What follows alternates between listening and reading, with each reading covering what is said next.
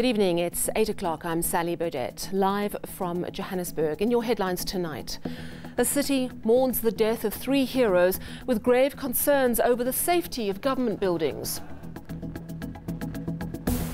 Duduzane Zuma decides he does want to testify at the Zondo Commission and have the right to cross-examine other witnesses.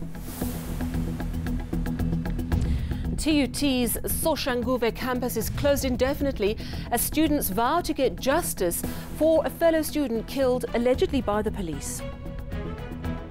We'll have more on those stories later in the bulletin, but we start in Johannesburg.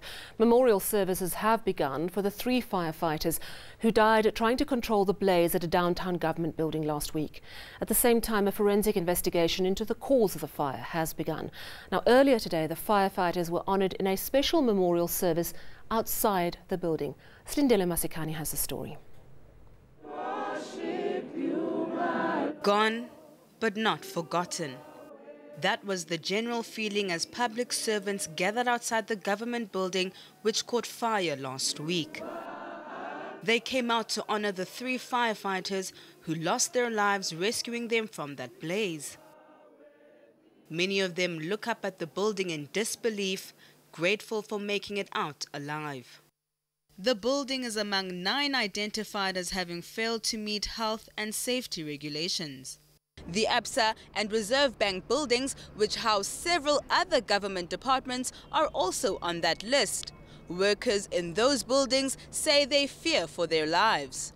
No, we don't feel safe because you are very, very scared every day. Also, another problem is there. If you go to the DP boards, the wires are opened. Even the ceilings and everything, it's not right. Even the impression facilities for the staff is not enough. Meanwhile, opposition parties and trade unions are calling for heads to roll.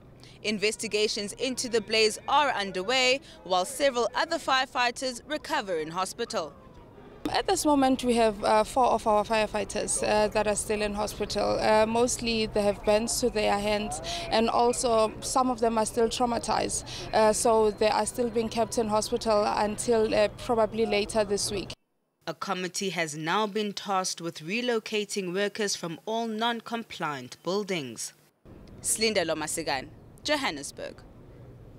Well, tonight a memorial service is being held for one of the firefighters who died, Meshach Mwedi, and our reporter Linda Kuhle is there. Linda Kuhle, thank you so much for joining us. You're at that memorial service for the one firefighter. Just tell us what's been happening there this evening, what people are saying.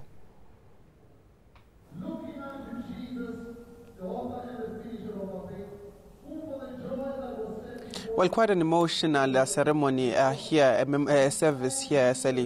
The firefighter Mwedi, one of those that were found inside and were trapped inside for quite some time, and due to smoke inhalation as well as the burning or the fire, was found dead. But today, you know, being honored and being remembered as a hero, and one of the words that they described him as is a soldier, not just in his calling as an emergency management services, you know, as a firefighter, but also as a soldier at church, a soldier of God. That's how they described him. But Dr. Gwen also going to the podium and speaking about him, saying, I didn't know much about the man, but when I knew about him, it was the time when he saved the lives of the employees in that Bank of Lisbon building. And the MEC actually said that, you know, he is a hero, and they will always remember that all the firefighters that died on that fatal day. But, you know, also just the family, or most importantly, the wife,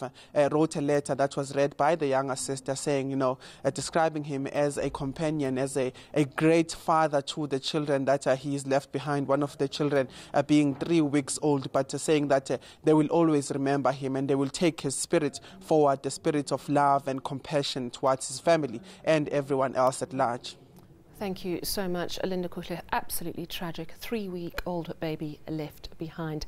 Just one of the firefighters who was remembered this evening. Of course, on Wednesday, there's going to be a joint service for all 3 who died. Let's move now to the state capture inquiry. Duduzane Zuma, the son of former President Jacob Zuma, did an about-turn today.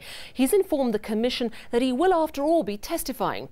Former Deputy Finance Minister Jonas has already testified that Duduzane Zuma was present when he was offered a 600 million rand bribe by the Gupta family. Now here's Advocate Paul Pretorius, who heads the Zondo Commission's legal team.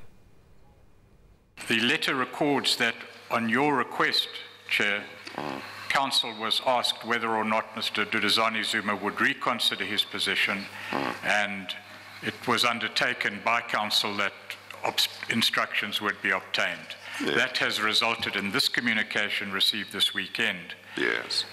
Paragraph 4 reads, since Thursday and after affording our client an opportunity to consider the arguments of 6 September 2018, we have now received instructions from Mr. Duduzane Zuma to inform the Commissioner that he is prepared and tenders, it should read, to give evidence as a witness before the Commission with reference to the subject matter raised by Mr. Jonas in his evidence. Well, now that Duduzane Zuma has decided to testify, he will also, of course, be allowed the right to cross-examine other witnesses. Well, today the Commission also heard that immediately after former government communications head Themba Masego was sacked, the department started paying money into accounts of Gupta-linked media houses. Those payments started in February 2011. The same month, Mzwanele Manyi took over from Masego at GCIS, that's the Government Communication Information Service. Further revelations show that out of the 260 million rand spent by government on advertising space in these media houses, the Free State topped the list with a 79 million rand payment. This was the evidence presented by Treasury's Accounting General Jan Gilliland today. Now, while the amounts escalated during Jacob Zuma's presidency, Gilliland's testimony didn't point to any wrongdoing. He also did not make a comparison on government's ad spend with other media houses. Well, teaching and learning has been suspended indefinitely at the Tshwane University of Technology Soshanguve campus outside Pretoria. This after the death of student Katlego Monareng, allegedly at the hands of police in August. Leranzo Temba reports. Leaving nothing to chance, the Tshwane University of Technology has beefed up its security. It's been the scene of violence and chaos since final year student Katlego Monareng was shot dead meters away from this entrance, allegedly by police. Sonke singama students traumatized namanje, even though sekudlula isikhathi, even though simbonile engcwatshwa ebephethwe ithini ibhokisi, but then we are still worried. Si traumatized kunzima nokuthi ungene ecampusini nje uhambe ngathi kunormal. Students have vowed to get justice for the slain student in the form of a bursary in his honor. They also want TUT to build a house for his family. We made decisions as far as those demands are concerned, and most of those demands are met. We provided feedback, and yet this just doesn't come to rest. We are really investigating to find out what is behind it. But a court interdict doesn't seem to have doused the anger of students as vandalism continues. 10 students have been served with suspension letters for their role in the violence. But us who are seeking nothing but justice are the ones who are saying now we are troublemakers. We are not troublemakers. We are saying we need to be united and we need justice for Katlego. Investigations into whether police are responsible for Monareng's death are still ongoing. Students have been advised to move out of their residences until lectures resume. Leranzo Temba, Pretoria. Other news making headlines tonight, an AfriForum has teamed up with COPE in its fight against proposed amendments to Section 25 of the Constitution.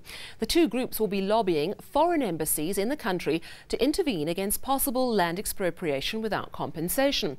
They're also warning of economic collapse if property rights in South Africa are threatened. COPE leader Mosiwa Lekota says change in Section 25 of the Constitution goes against the values adopted by Nelson Mandela. AfriForum says land expropriation without compensation is a violation of property rights. The race to find the city of Cape Town's new mayor is intensifying.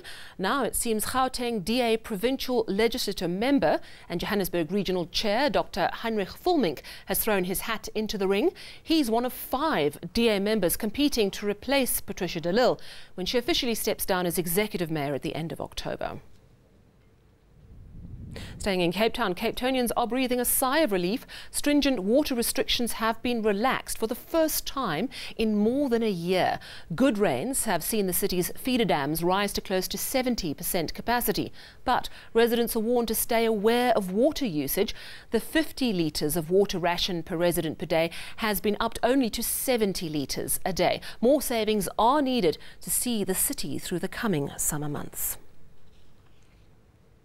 Still ahead on eNews, Russian and Syrian jets resume intensive strikes. We've got money news and tax targets with Matteo. Definitely the market closing down today, and the rand is still trying to fight back against all 3 major currencies. We'll bring you that breakdown in a short moment.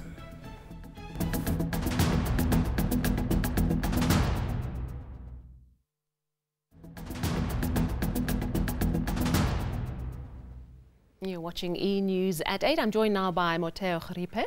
And we've heard from our finance minister. What did Nhlanhla have to say about tax targets? A bit worrying.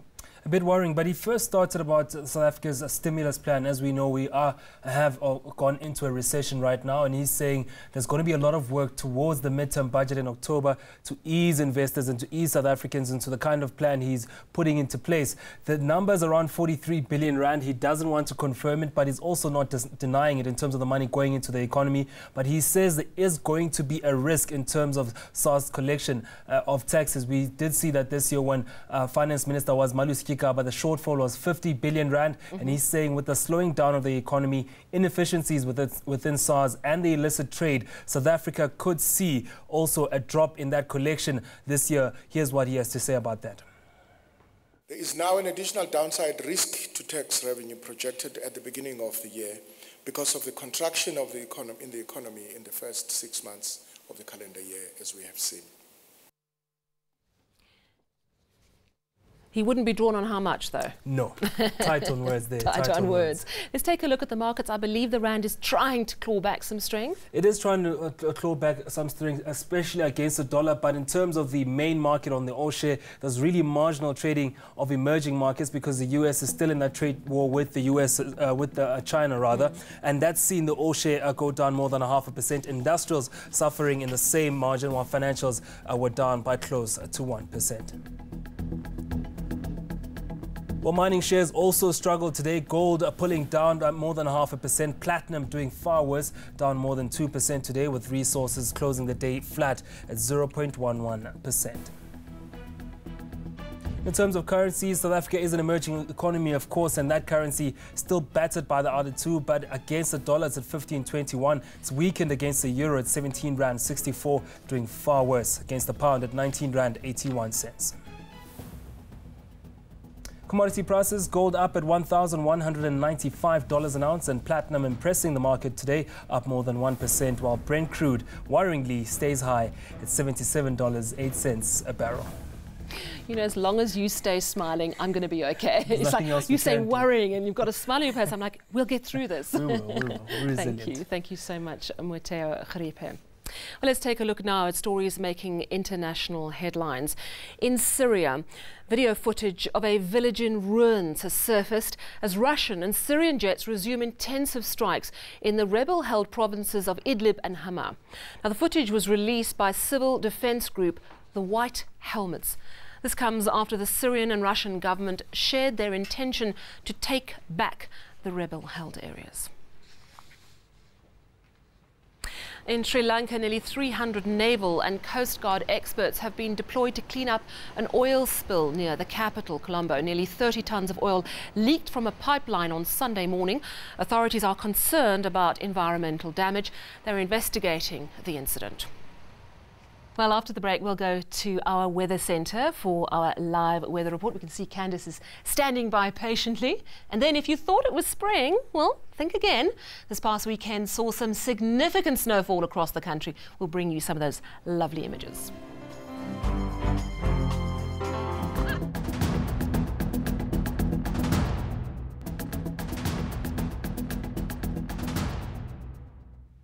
And of course, let's get all the weather news now. Down to Cape Town we go.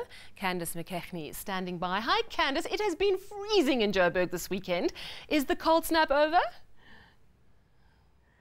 Well, Sally, I hope that you've gotten over the shock of that very cold weekend, and it is over for now. That's always a disclaimer that we have in the weather department here. But of course, as you mentioned, we saw very cold temperatures this weekend, lots of snowfall and of course lots of rainfall as well.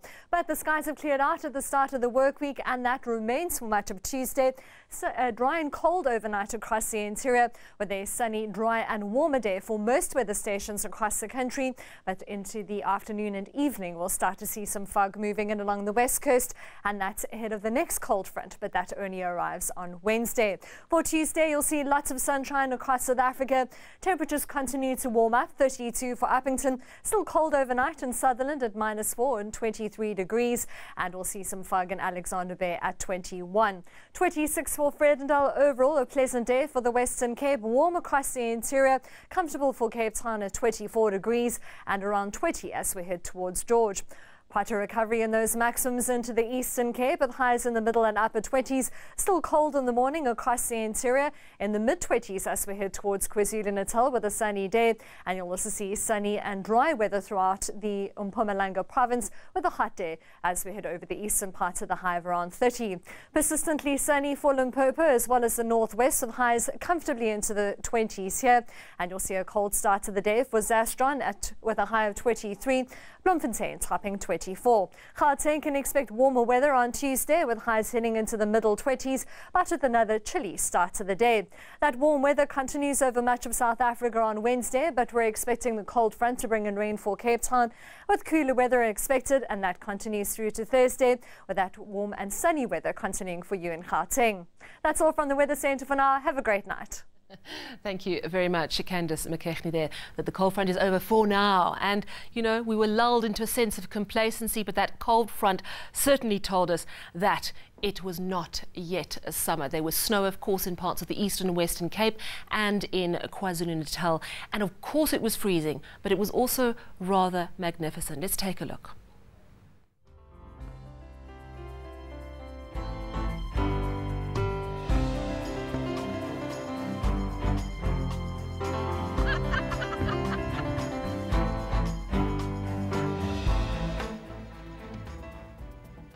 Well, let's recap your top stories this evening before we leave you. And the city mourns the death of 3 heroes, with grave concerns over the safety of government buildings. Duduzane Zuma decides he does want to testify at the Zondo Commission and have the right to cross-examine other witnesses. From me and the team, enjoy your Monday. Good night.